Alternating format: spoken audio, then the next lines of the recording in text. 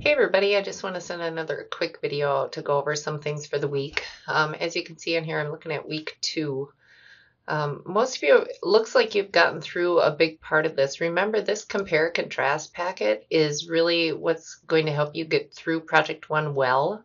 So make sure you're following through that and getting reading through page 1, completing page 2, reading pages 3 and 4. I've seen a lot of your thesis statements already on discussion board. Remember, for Project 1, our topics are 2 resources, either here on campus or in the community, that students can use. I'm really asking you to stick to those topics. I think 1 or 2 of you have found resources that weren't listed on there, and I've given you the okay to do that, but just keep in mind that's our focus for Project 1. The other thing I'm asking you to do before Sunday is to give me an outline for Project 1. You have 2 or at least 1 template in your compare contrast packet for block method. If you want to use the point by point method, you could go off the template that's filled in the compare contrast packet. But make sure I get an outline so I know what content you're putting in Project 1 and what order the content is going in.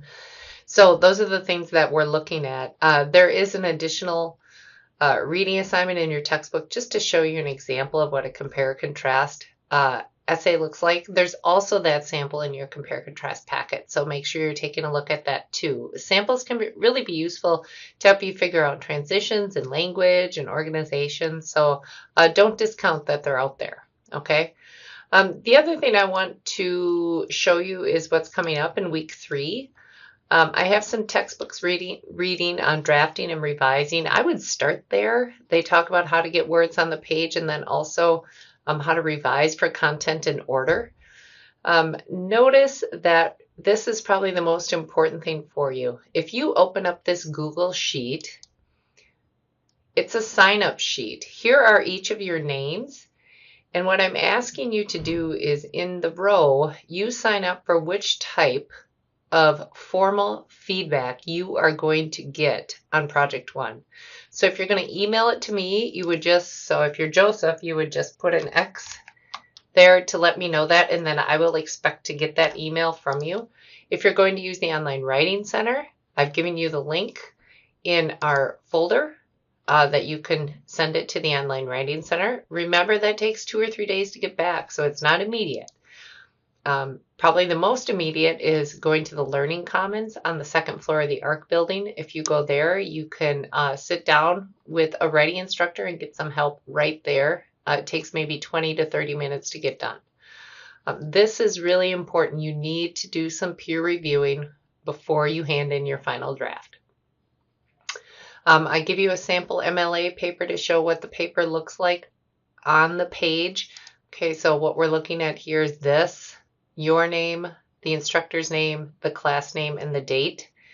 Here's the title, and in the upper right-hand column is your last name and the page number. So that's another thing to keep in mind.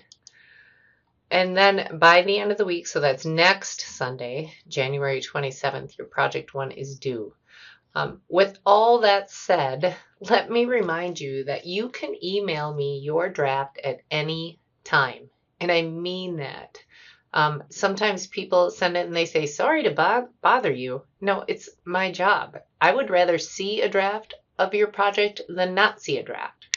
Okay, so if I can urge you to do anything, as soon as you get a draft on the page, go ahead and email it to me and I'll be happy to send you any suggestions or feedback. All right, so we got a busy week ahead. Have a great weekend. Remember, Monday is MLK Day. Not that I won't be online, but campus is closed, so you can't come to campus to use any resources.